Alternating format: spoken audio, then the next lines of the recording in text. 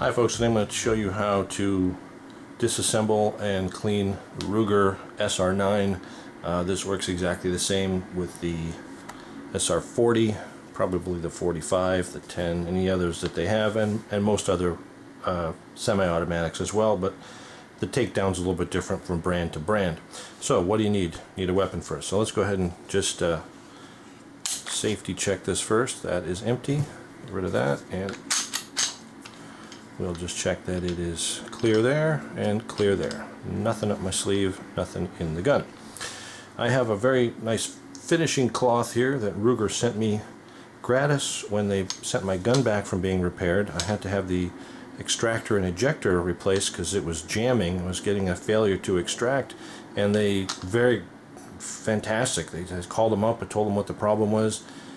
They emailed me a shipping label. I sent it out by UPS, and a week later I had it back, and I just ran a bunch of rounds through it today, and man, it was just fired smooth. I mean, it just, I could, as fast as I could pull the trigger, I was knocking off the shots, and everything fired flawlessly. So I can't say enough about them. And when they sent it back, they sent me a little silicone cleaning cloth as well. They polished that off at the end. You're also going to need some cleaning fluid. This is gun bore cleaner. This happened to be Hops 9. The gun shop recommended this. It's pretty powerful stuff. It pretty much will clean anything off of anything, so be careful.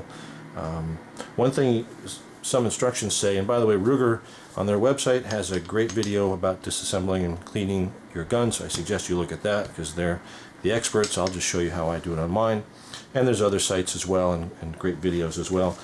They said use gloves. I mean, this stuff is pretty toxic. It's pretty nasty stuff. You open it up and you can smell it. Make sure you're in a well-ventilated room. For goodness sake, don't smoke a cigarette or anything like that while you have this stuff out, because this is, you know, stronger than paint thinner here. I thought, well, I'll get these mechanics gloves and I'll use these to, you know, protect my hands while I'm using this toxic stuff. And interestingly enough, this stuff ate right through the rubber gloves, and pretty soon I just saw my fingers poking through. So well, those gloves, not a good idea. Maybe there's some others that work better to keep your hands clean. You're going to need a bore cleaner. I have a little cleaning pad on the end, and these are specific to 9mm guns. They come in different sizes. You want to get the right size for your weapon, and I've attached one here to the end. And then at the end you'll need some gun oil as well. This is Outer's gun oil. I think I bought this with my cleaning kit with this thing about 25 years ago, and I still have, it's about 9/10 full. You don't use an awful lot of gun oil. I even use it on my electric razor and stuff, and I still haven't gone through more than probably not even down to this blue line yet in this bottle. So little goes a long way. Alright, so first thing I'm going to do is break down the gun as promised. So here's what we do. So we've got it, the slide locked back. Again, it's clear. One thing that's very important that you must do with Rugers is see the extractor pin there that's right there. You've got to push that down like so in order to get the slide out. You have something like a Glock, you know, they can just pound that out. That thing just comes right apart pretty fast. This has that extra step of knocking that extractor clip pin down there. Alright, so we're going to go ahead and there's a slight hole there that comes out on the other side where it's our slide release. After the first time, a couple times you do it, you'll probably need to push it with a pen, tip of a pen or something like that, and then after a while it loosens up a bit and you can take it right out with your hand. We'll set that aside, and now again we have the extractor pinned down, so we're going to slide back just a little bit and then slide it right off, and the back just releases the latch there, and then it's going to slide right off. Now we have our two parts of our gun, the lower and the upper. Alright, so in here we have really only two parts that we're going to take out, which is the spring and the barrel. So we simply pop the spring out like that, and then the barrel comes out as well. Now this is pretty dirty because, again, I just came back from the range. And I'm not going to go through the full cleaning with you. I'm just going to show you how to do it, because I don't want to do all this in front of the camera, and I actually have a closed room right now, so I'd probably pass out if I did. But boy, that's really dirty right there. But once you put the hops on it and clean it all up, it'll be just nice and shiny and new. It'll look really nice. So the first thing you're going to do is dip. You're going to take a pad on the end of your bore stick, whatever this is called, the rod. Put it in the hops. Not too much though. Don't soak it too much. It's going to be all over.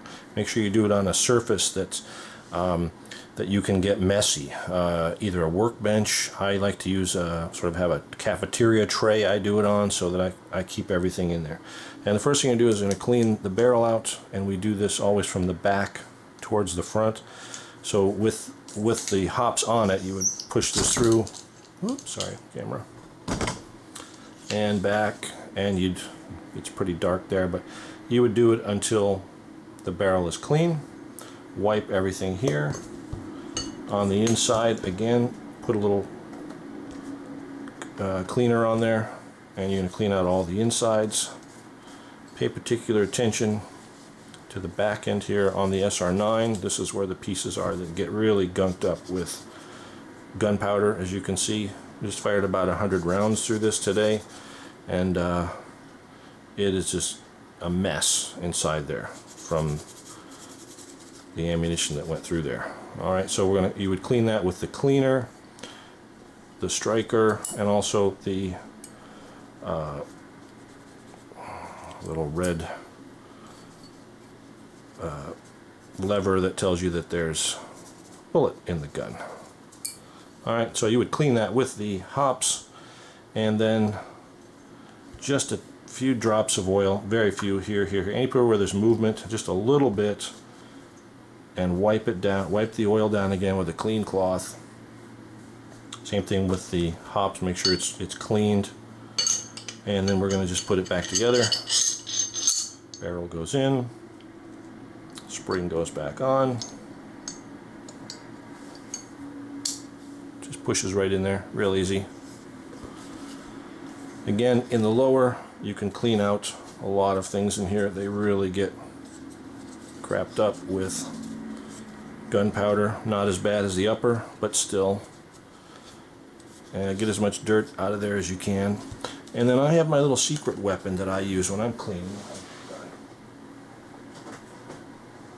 If you go to the office supply store or even Walmart or something like that, you can get an air can blaster for dust removal. So if your gun's really dusty, once you've cleaned it out, just give it a few blasts with this, and it's really going to clean it out and clean any remnants, little particles, things like that. It'll clean them out. You may even get particles and pieces of the cloth get stuck in there. So give it a good air blow. It's hard to see on camera, but there's a lot of grit on the table here now. So we're going to put her back together. So we still have the extractor lever down. We are going to just slide it right into there. We're going to slide it all the way back. Lock it. And it's hard to do around the camera, sorry. Lock it in place. Take our pin back in. Push it back in.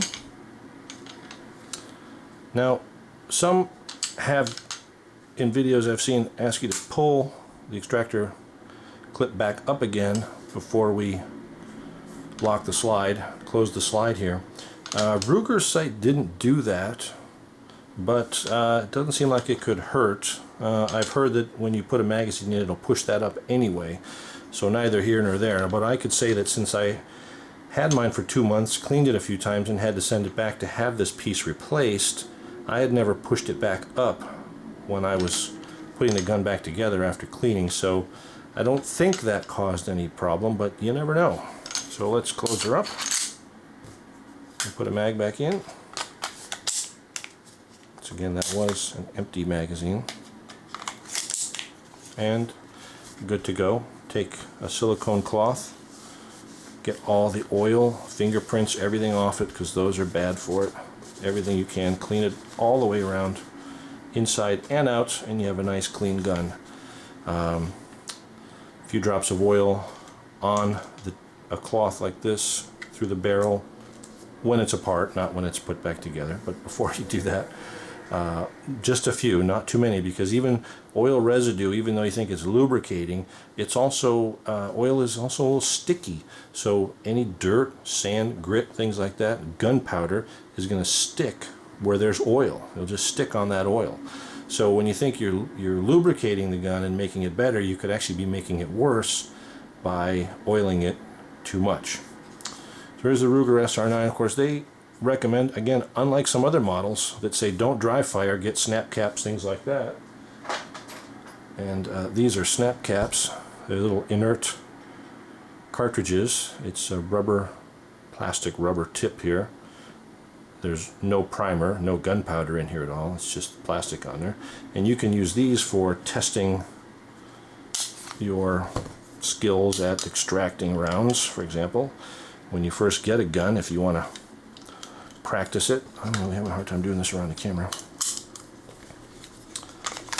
But you want to practice, loading. We've got a round in there, and now we want to extract it, so I want to learn how to do that. Okay, fine. Snap caps are great for that.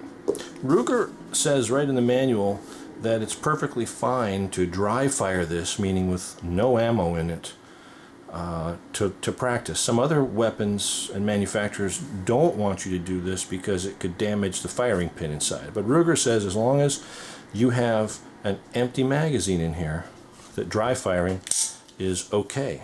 And in order to advance it, if you pull it back all the way, it's going to lock because there's no ammo in it. So just a little is all you need. And you can go ahead and practice your dry firing as long as there's a magazine in it. So I hope that helped anybody who was looking at cleaning their Ruger and breaking it down. I really like this weapon. It's great. As I said, it was giving me some jamming problems when I first got it. But since Ruger replaced the extractor and the ejector in there, it's awesome. Fires wonderfully, accurate. It's got a great feel to it. It's not too heavy. It's just right in the hand. Very steady.